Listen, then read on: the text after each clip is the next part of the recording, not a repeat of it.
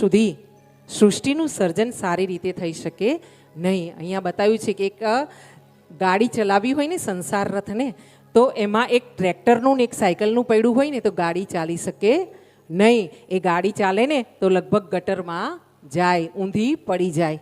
હા, બંને પૈડા સાચા હોય, સારા હોય ને સરખા હોય ત્યારે જ સંસારનો આ રથનું આ પૈડું આગળ વધે ને સંસારનો રથ આગળ ચાલે.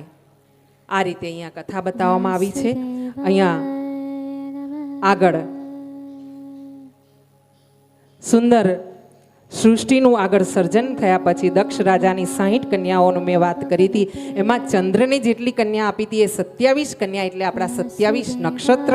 અને એમાં ચંદ્રને રોહિણીજી પ્રત્યે, એટલે રોહિણી જે નક્ષત્ર છે ને એને અહીંયા કથામાં વણવામાં આવ્યા છે અને કીધું છે કે રોહિણીજી પ્રત્યે ચંદ્રને થોડુંક વધારે ભાવ, થોડીક વધારે મમતા હતી અને એના કારણે બાકીની જે બહેનો હતી 26, એમણે જઈને દક્ષ રાજાને ફરિયાદ કરી છે. અને ફરિયાદ કરીને કીધું છે કે પિતાજી, અમારા પતિ અમને સાચો ને સરખો પ્રેમ કરતા નથી, રોહિણીને થોડોક વધારે ભાવ આપે છે, આનાથી અમને દુઃખ થાય છે. જ્યારે દક્ષ રાજાને ખબર પડી છે કન્યાઓના દુઃખની, તકલીફની, ત્યારે દક્ષ રાજાએ ચંદ્રને બોલાવીને, પોતાના જમાત્રને, જમાઈને બોલાવીને ઠપકો આપ્યો છે, સમજાવ્યા છે કે આ રીતે જીવન ના ચાલે.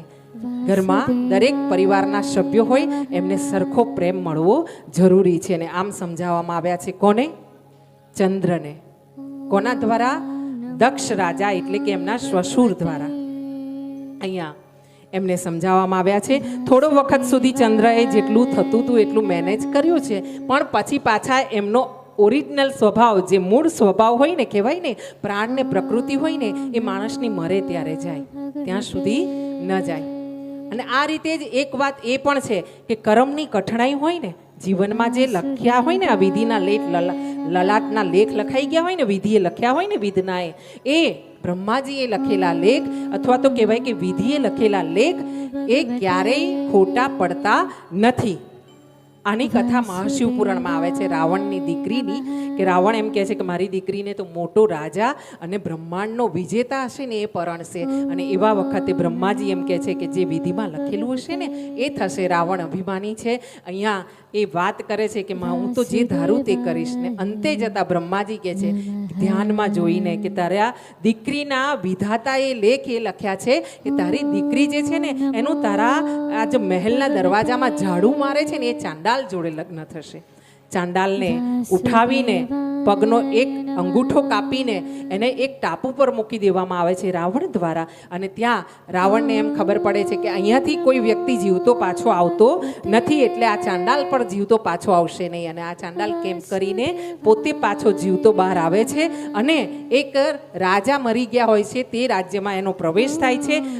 મંત્રીઓએ નક્કી કર્યું હોય છે કે આ રાજાજી મરી ગયા છે, એમના બાળક નથી, દીકરા નથી, તો રાજ્ય કોને દેવું? તો સવારના પ્રભાતીએ વહેલા ઉઠીને બ્રહ્મ મુહૂર્તમાં જે પણ રાજ્યના મુખ્ય દ્વાર પર મળી જાય એને આપણે રાજા બનાવવા આમ નક્કી થાય છે. ને પેલો ચાંડાલ ટાપુ પરથી નીકળીને આ રાજ્યના મુખ્ય દ્વાર પર આવીને ઊભો રહે છે. અને અંતે જતા આ રાજાને, ચાંડાલને રાજા બનાવવામાં આવે છે. અને ધીરે ધીરે સમય એવો થાય છે રાવણની દીકરીના સ્વયંવર થાય છે. અને એ સ્વયંવરમાં આ જે ચાંડાલ છે રાજા બન્યો છે એનો એક પગનો અંગૂઠો કપાયેલો છે, એ જ રાજાને પેલી દીકરી સ્વયંવરમાં એનો વરમાળા પહેરાવે છે. અને આમ વરમાળા પહેરાવે છે એટલે આ રાવણ હસે છે ને બ્રહ્માજીને બોલાવીને પૂછે છે. શું પૂછે છે? કે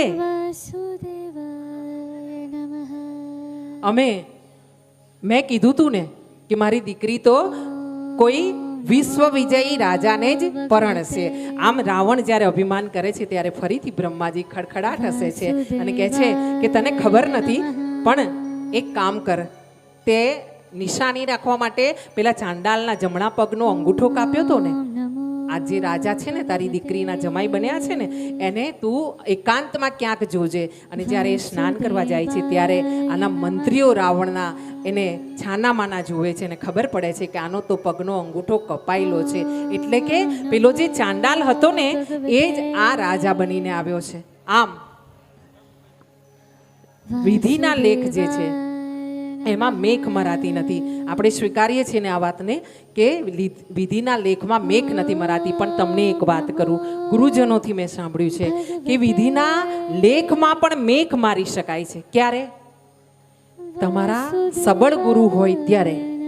જો ગુરુજી તમારા સબળ હોય ને તમે એમની સેવા કરી હોય સાચા હૃદયથી, તન મન ધનથી, સાચી તમારી નિષ્ઠાથી ગુરુની સેવા કરી હોય, અને જો ગુરુ સાચા હૃદયના આશીર્વાદ તમને આપી દે ને, મીઠા વચન, હા, તો તમારા અને મારા લખેલા વિધિના લેખ મીટી શકે છે, મટાડી શકે. એ ગુરુમાં પ્રબળ શક્તિ છે. એ સિવાય એક શક્તિ છે આપણા માતા રામ પિતારામની. હા, આપણા માતા અને પિતાની આપણે જો સેવા કરીએ, એમાં ખાસ બહેનો, આપણે જે સ્ત્રી વર્ગ છે એ બહેનોને ખાસ કે મા પિયર છૂટી ગયા પછી સાસુ અને સસરા જે સાસરીમાં છે ને, એની જો આપણા મા બાપથી પણ વધારે સેવા કરીએ ને, તો એના જે આશીર્વાદ છે ને, એ તમારું કદાચ કૂડું થતું હશે ને, અમંગલ થતું હશે ને, એને પણ દૂર કરી શકે, એને પણ કલ્યાણ કરી શકે, એનું પણ મંગળમાં રૂપાંતર કરી શકે. એટલા મા બાપના આશીર્વાદમાં એટલી શક્તિ છે. હા, તો પહેલા ગુરુજી, બીજા માતા પિતા, હા, અને ત્રીજું શું છે? અથાગ પરિશ્રમ. અથાગ પરિશ્રમ, થાક્યા વગર લાગેલા જ રહેવાનું. હા, પાછું વળીને જોવાનું નહીં.